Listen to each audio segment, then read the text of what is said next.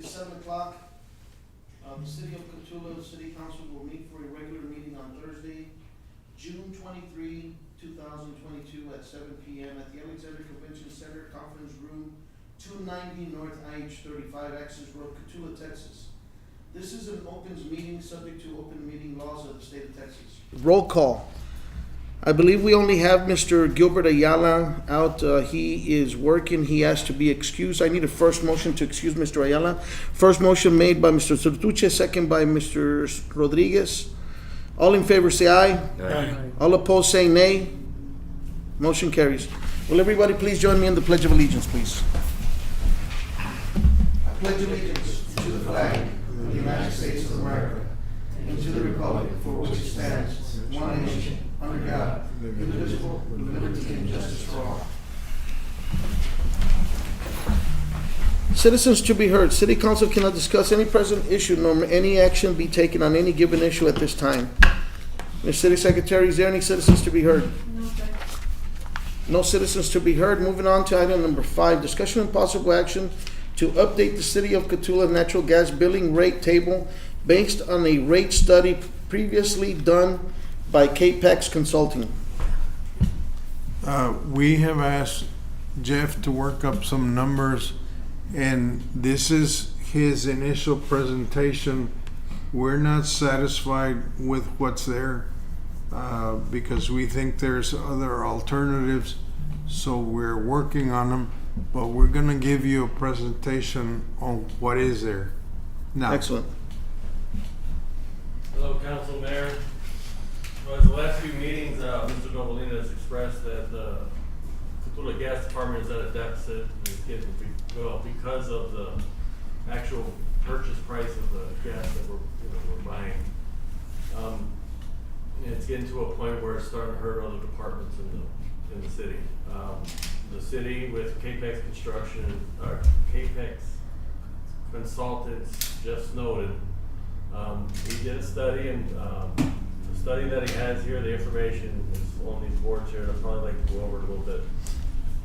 Residential, if you see here, this is something that Jeff gave us.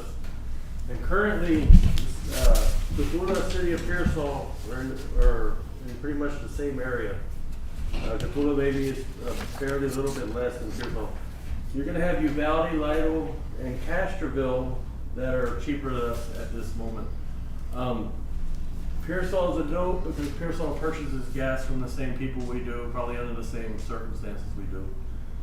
All these cities are in the same position that we are with the gas price going up, so they're actually all doing studies and more likely going to raise their gas rate the same as we are.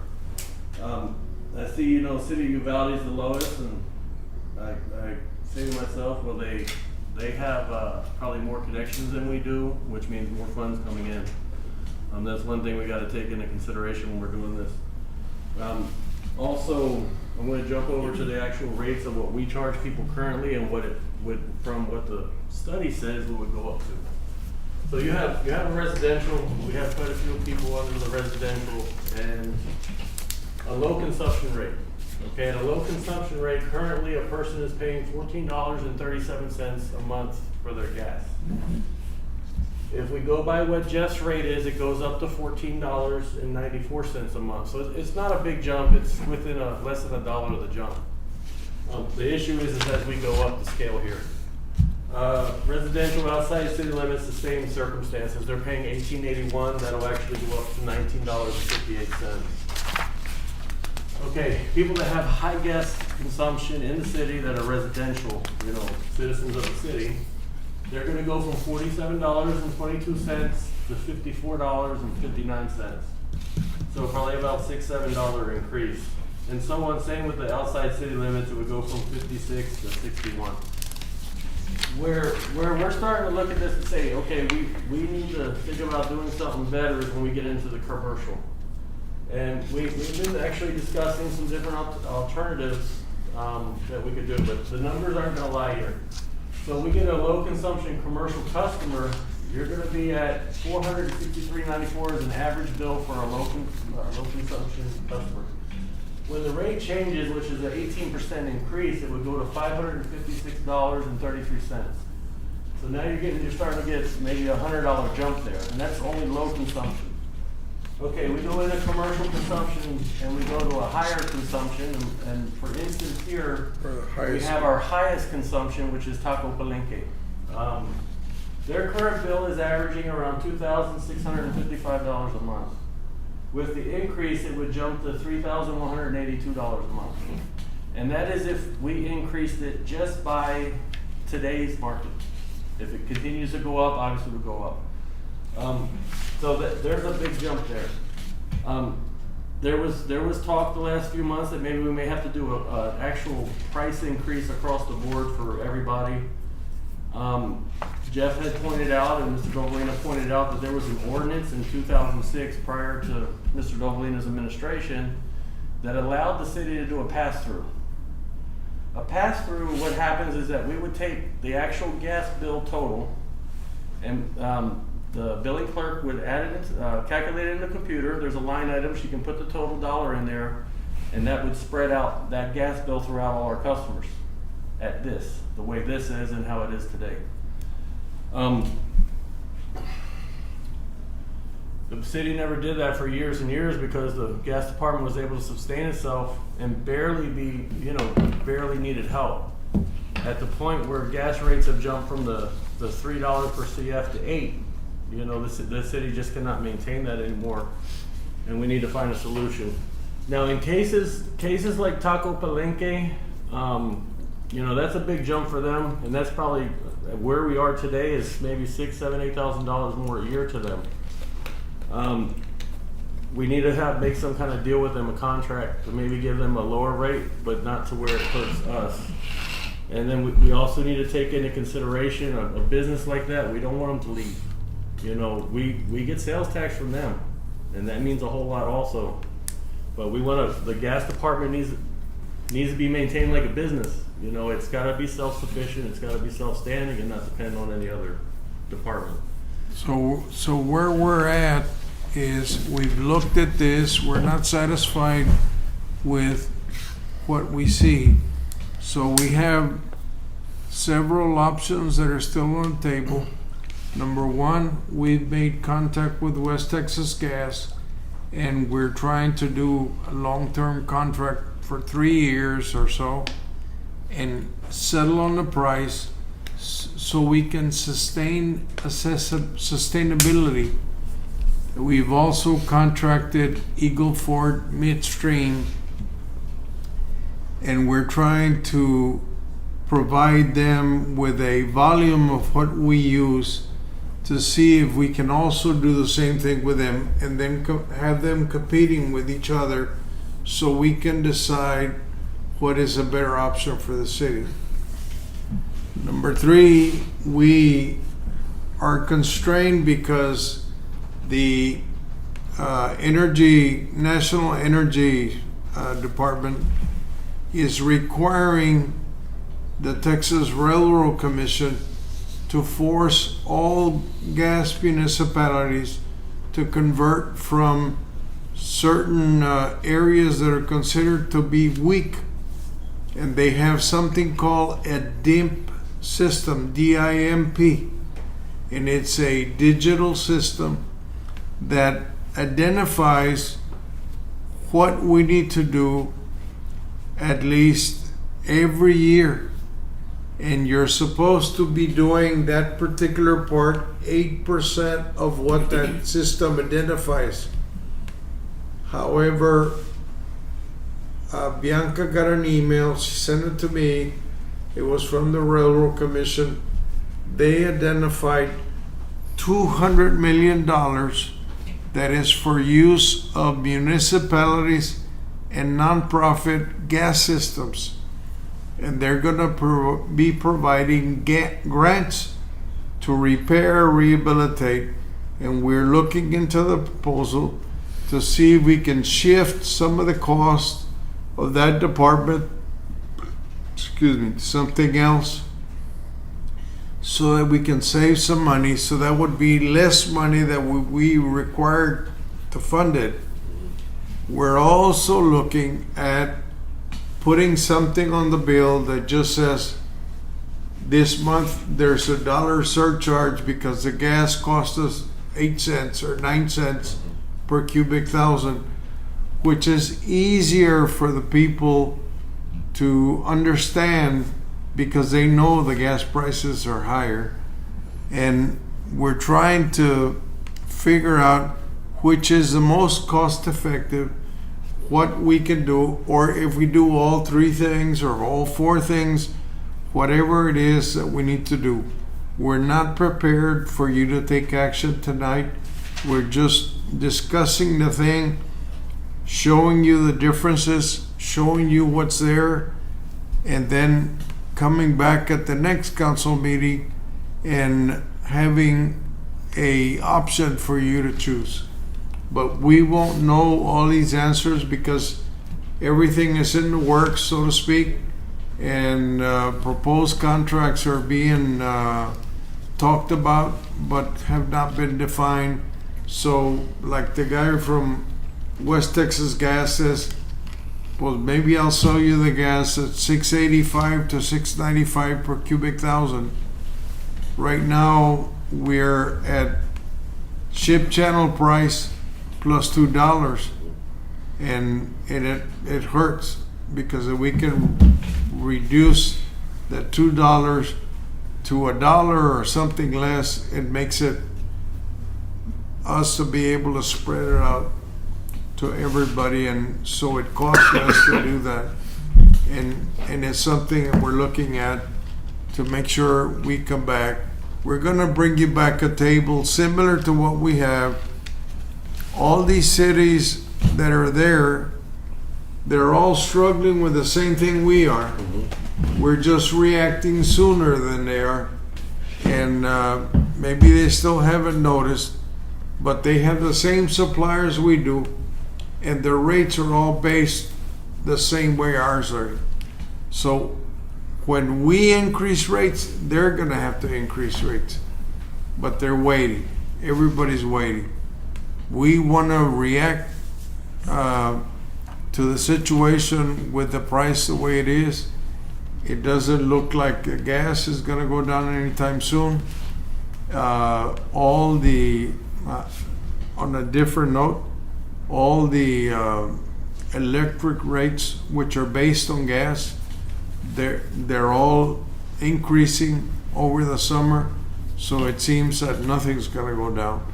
The war in Ukraine and the fact that gas is all going to Europe is affecting gas here in Texas. And we need to deal with the situation and figure out a solution. And we're gonna do that. And then the other thing, using the pass-through, which we already have through ordinance, the gas rates go up. Of course, the rate goes up on the bill, but once they go back down, the bill goes back down. You know, it's pretty much how the gas stations operate, you know. So it's not, we're saying, okay, we're raising a rate and you're gonna be forced to pay this forever because it's been raised and it won't go down. This way, there's a possibility it can return. We're just trying to cover our bases and keep the business running, keep the gas department running. But as you can see, there is a problem there, and it needs to be resolved. It won't go away. And I think that the price, at least the MCF of gas, it has a two-edged sword, because although we're paying higher prices for our gas system, it means that more people are going to come in here and explore and stay in hotels and pay hotel tax and pay sales tax. So you've got other elements that you need to decide whether you're going to subsidize a part of it, whether you're going to pass on a cost of it, but it's your decision. Yeah, some rural cities are selling their gas line. There are a lot of little cities that don't want to deal with a situation and have sold their gas systems. The last city that I heard of last week, Stockdale, if you know where it is, just sold their gas system. And they're selling to the people like Reliant who have a lot of customers. So they're able to do a 5 cent or 10 cent or a minimal increase because it's spread out with so many customers. We don't have that luxury. We only have a certain amount of customers, and we can't spread it out. This morning, Jeff told me, Mr. Snowden told me also that Pearsall is starting the process to do that at this point, to sell. But the thing about selling though is you lose control. You of the lose utility. control. When You you don't wanna- when you don't you know if you're gonna when pay you more sell or when less. you sell the gas system, you lose total control. That's right. Correct. You won't be able to stop it. You won't be able to do anything, Or help anybody. and so you can't help anybody. All of those things. Many times, people when they have problems with utility customers and things like that, you know, we do payment plans, we do different things with them, and so we're able to help. Those people are strangers to the community, and they really They don't do care. well, I don't want to say they don't care, but they're not from here, and obviously they operate their business like a business, and that's how it is. But in any case, we're going to bring you back more information and options, and then we'll recommend one or two of the different options, or three of the different options, and maybe we will do all of them. But we'll give you an option that makes sense for the community, because that's why we want to keep the gas system. If not, we'll do what Pearsall is doing and put it up for sale. Yeah. You won't get anything. But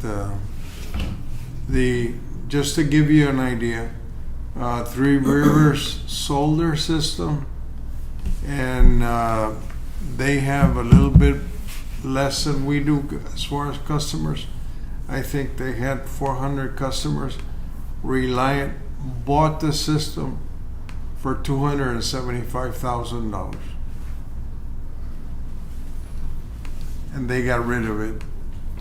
But that also goes with Three Rivers had a brand new system too. and they had a fairly new system. We don't. We don't. The only thing that we have is that the pipeline where the city gate is coming to the city is in Dilley. So the most valuable piece of our deal is that pipeline, because what's inside the city is not that valuable. And so we'll get you a price, an appraisal of the system as well. So we're keeping in touch with our advisors, and we'll bring a solution to the table. Excellent. But we wanted to bring you up to date with what we're doing and everything. That's all we have, Mayor. Larry, a long time ago, Simon Pena came to a meeting, and he said there was some organization somewhere It's called Munigas. that, yeah, and I think there's like a huge waiting list to join this thing or whatever. It was like some kind of cooperative buying system. Does that even exist anymore? It used to. It was called Munigas, and it was mostly formed by cities in East Texas. I don't think there's anybody in South Texas that is part of it, but there is a process, a registration, and you need to have council action in order to be able to join it. What about these guys down here at Targa? Do they- Targa is closed, and Anadarko is more concerned with what they're shipping to Corpus Christi, because the Chenier plant, they have something called trains, when they do the natural gas in the ships. And they used to have only one train, and now I think they have 3 trains. And they got a lot of business with the what they call the Far East, and they're now getting business from Europe. I have one more thing that, and I don't know if this would even come into play, but the city's in the process of, it has formed a home rule charter commission, and we need to start working on that to get the charter done. Actually, I just came back from the city attorney's conference and kind of had a real excellent presentation on charters. Apparently they're getting a lot smaller these days. They're not these huge unwieldy things that they used to be. 2 years ago, was it 3 years ago, we met with those people and we talked to them about payments in lieu of taxes. Yes, And we did. they basically just blew us off because they knew we couldn't annex them. Correct. And you know, if we are able to adopt a charter for the city, then the city's ability to annex will be different than the way it is now. So you would have a lot more leverage to lean on these guys, including, I don't know whether there could be some kind of in-kind payment. There is something called a pilot, and the pilot stands for payment in lieu of taxes. And so what you do is you become a home rule city. Instead of your ETJ stands for extraterritorial jurisdiction. It increases from 1 mile to 6 miles. And so then it takes you into the proximity of the Targas of the world and the Anadarkos of the world. That plant by itself is worth about $150 million. Your total tax base is 187. By threatening to annex the plant, they're willing to come to the table and to work out a contract or an agreement with the city every year. And this is part of the discussion.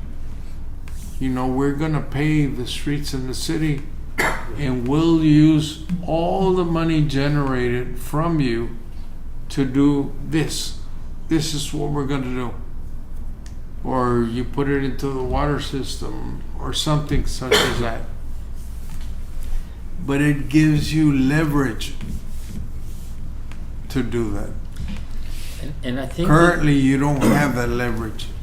this is one of the reasons, and this may not be something that everybody here can see how these two things necessarily fit together. But if the city is able, because it has more legislative authority, which it would have if it had a charter, to go out and obtain additional ad valorem tax well, they're not taxes, but it's like taxes. You know, Pearsall's doing that right now with that solar plant that they're putting in up there, and they've done it with, I think, the South Texas. They've done it with STEC. So this is something that council members can go out and tell, hey, this is why you should support this. We've got things where we can increase revenue, where we can use it to fund things that we either need to look to you now for rate increases, increased taxes, things of that sort. And I think it's a real selling point. It is. And I think too that there's a lot of thought in the community right now. It's all over the world. Even people that are well off are getting the pinch you know, trying to run a business and you're, paying $5 a gallon for diesel to run your tractor out on the ranch. I mean, your trucks. I mean, I think this is an appealing idea. They're benefiting tremendously. Of course, they could lose it all next year if we go into a recession. So, I mean, it is not guaranteed that you will forever be able to have the kind of leverage that you might have. Steve, I've had 5 members already who are willing to come on board. Councilman Cotulla has one more, and Councilman Gilbert Ayala has one more to have our 7 members to form the charter. So we're just waiting to make sure that we get the charter right. We're trying to compare some of these charters that bigger cities have to see what kind of charter we need to form. We don't want to oversell our city or get too much and then not be able to fulfill the expectations of that charter. So we're just trying to get what we need. And I'm waiting to have our first meeting. We're probably going to have it soon. I don't know how If soon you're it is. ready, We're waiting on that. We'll try to Well, we skip. need to come with some examples. TML's very helpful.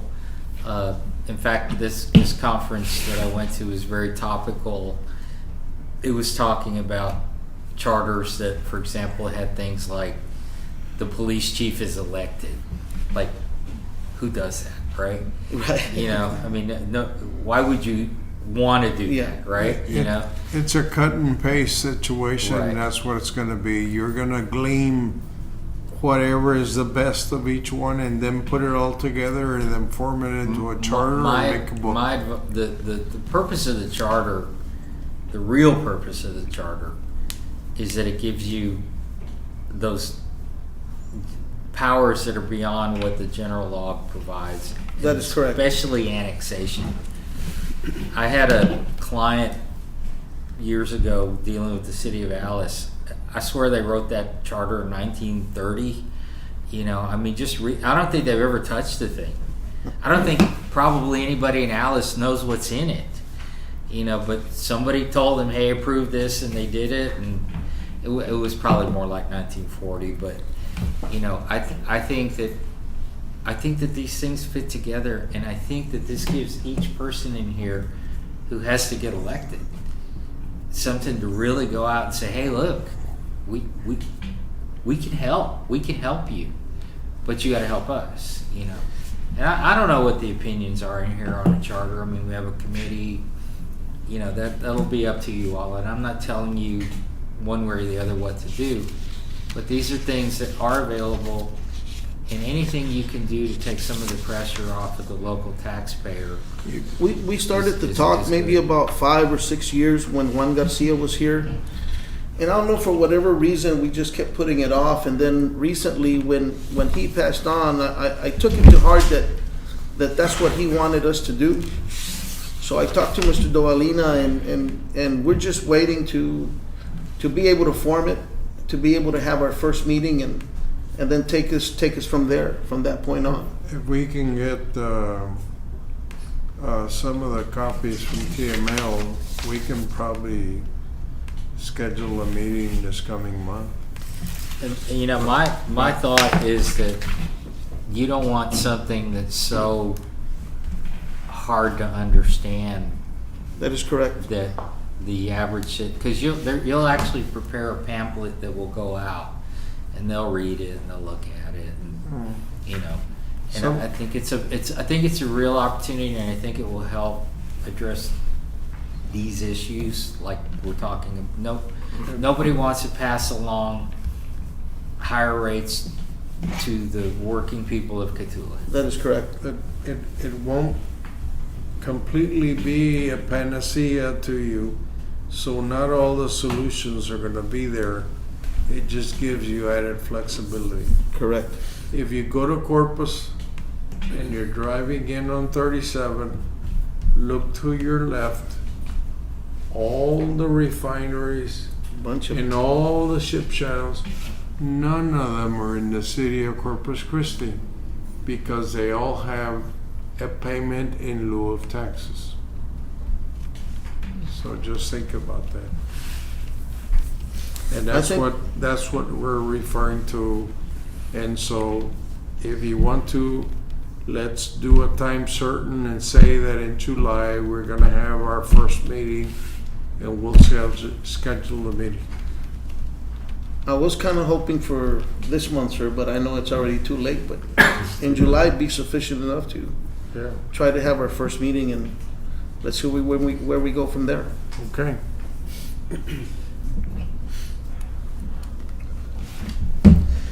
We're ready for the Yes. next item.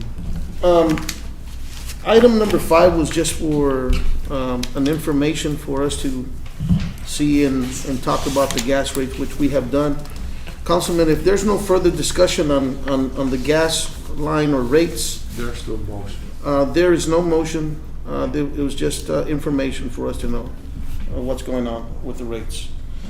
Moving on to item number 6, discussion and possible action to award the Cotulla LaSalle County Airport Sewer Main Project to T Construction LLC for the lowest bid price of $1,484,147. This, the city's asking for the council to go ahead and award it. The recommendation is to have a contingent award pending Texas Water Development Board approval. Texas Water Development Board has the information, and we are currently waiting for their approval. We expect an approval before the next meeting, and we don't want to slow down the project, so we were hoping to get just a contingent approval so that we can keep moving with the project. Because the money comes from Texas Water Development Board. Yes. They control the purse strings, and so they approve. This is the lowest bid. We had 8 bidders on the project, and so there was a lot of interest. And we checked the references on T Construction. They've done a lot of work for Saws and for Houston. And so we're very comfortable in awarding them the bid if they approve. And keep in mind that even though we don't have the grants from the Water Development Board, I mean, they've also paid us our dues back, so we can get started. If you're in favor, I need a first motion to approve. I have a question on that one. How far is this sewer line gonna go from what point A to what point B? It goes go ahead. Okay, the sewer line is 1.7 miles. It's gonna start on Guadalupe Street behind the prison, Okay. and it's gonna meet there, and it's gonna run in an easement. That's the one that goes to Mierta Garcia. property, right? We have an easement with her. It runs up her property to Highway 624, makes a left on 624, cuts through the school property. There's a property that the school owns across 624 from the high school. It cuts through that property, and then it'll make a right on 97, and then it'll make a left on Airport Boulevard, and it'll follow all the way up to the airport terminal. Do we have gravity fall on that, or Yes. we're gonna need Yes. That Lift station. path that was chosen is 100% gravity. If we would have chose another path, say go down Highway 97 towards the housing authority, it would have required a lift station, and that would have been an extra charge of around $400,000 to $500,000 into the project, We use the Excellent. topography. plus the maintenance. So everything is sloping. After this installation gone through, can the school or any residential that lives in that area connect to the sewer line eventually? Actually, you have an ordinance in place that says that if you're within 100 feet of the sewer line, you have to connect. It doesn't give the residents or anyone else an option not to connect. Okay. The reason I say because I know that the bus barn has septic tanks. You'll have so- that option. Because and also for the future, I know that they're gonna also build a new high school. Maybe they Yes. have that option also to connect to To that. connect, yes. Okay. And there are some people that have called me to see if they can connect. They've asked me that already. Okay. And then you're gonna have new water, 12-inch water New water lines, and also. sewer lines That's true. available for that area. And Okay. there is one residence that you annexed at the previous meeting, who also is waiting to connect. Okay. Any other questions, Councilman? No, sir. If not, I seek a first motion to approve item number 6. First. Motion. First motion by Mr. Sertuche, second by Mr. Rodriguez. All in favor say aye. Aye. All opposed say nay. Motion carries. Moving on to item number 7, discussion and possible action to approve contractor's payment request number 1 in the amount of $64,947.60 for the Cotulla Ortiz Street drainage improvements. This project started, it was 2 weeks ago, this project started, and they're putting in rebar for the concrete. They've actually put in the culverts on Ortiz Street and the alleyway. I'm not sure that there's a name for the It other doesn't street have a there. name. Okay, so they put in the culverts, they've done the rebar. Next week on Monday, they're gonna do a concrete pour. And they're gonna pour all the concrete, the curbs, everything. There was also a retaining wall that they're gonna put in. Like, if you're looking at Ortiz Street from Gulf, it's gonna be on the left side so that we, of course, mitigate the erosion that's comes off the property there. That retaining wall is gonna be concrete. There's actually, we do have a change order because it was supposed to be like a rip-wrap material. And we have a change order because we had $24,000 extra in the project. Talked to the contractor. Contractor thinks he can make it happen. So we had with CDBG, we have a change order, and we're expecting them to approve it. And then we will have a concrete retaining wall. What is the, excuse me, what is the specs on that cement? Is it 4,000 PSI? Yes. And the rebar is 3/4. The rebar is 3/4. It's 3/4, Yes. but I don't, is that what's on the ground? Let me make sure, but that's what it should be. And they're Let spaced me out walk it. 12-inch or 14-inch? Let me walk it and measure. Okay, Make sure. okay, So, I know it's definitely there, and I see it every day. It's but let me- engineered. yeah. Yeah, let me measure. So the project is actually set to be at substantial completion by July 1st. And of course, this is their first draw, the 60,000. There will be another draw. The total project cost was $220,000 for the project. So we'll probably have this draw, and I expect 1 to 2 more draws, and that's going to complete the project. They have to complete the project by the end of the month. I was gonna ask you another question on that project. I know it doesn't pertain to this, and maybe it does. Is there a street light that is there now to brighten up the area? Or can a street light be installed there? You normally put streetlights every 300 feet. Okay. So if there's not a street light within 300 feet, we can request one. Okay. I think we have one on Do you pool. want to request a street light? No, sorry, I'm just asking if there is one. Yeah. If- If there, If it's if needed. there is an option, Okay. we'll go look for it. Okay, I appreciate that. Any other questions, Councilman? No, sir.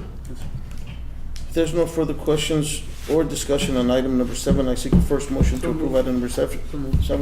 First Aye. motion made by Mr. Lopez, second by Mr. Sertuche. All in favor say aye. Right. All opposed say nay. Motion carries.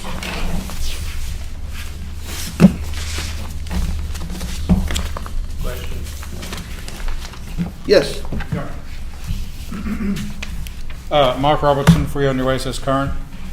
Just for the record, to clarify something you mentioned earlier on item number 6, would you name for the record the size of the sewer line between Guadalupe and Airport? That's going to be an 8-inch sewer line, 8-inch sewer line. 900 PVC. And you mentioned during the discussion that a water line was also going in. Can you no, it's clarify not. that is not part of that project? Okay, No, so the water line The project- water line is already there. It's already there. Yes, that's not part of this project that you No. were discussing. All right, thank you. That one was part of the storage elevated tank. No, Was that? it was a separate water line that was done before. Okay. Thank you. By the way, we're almost finished with the water tank, and we're going through pressure testing.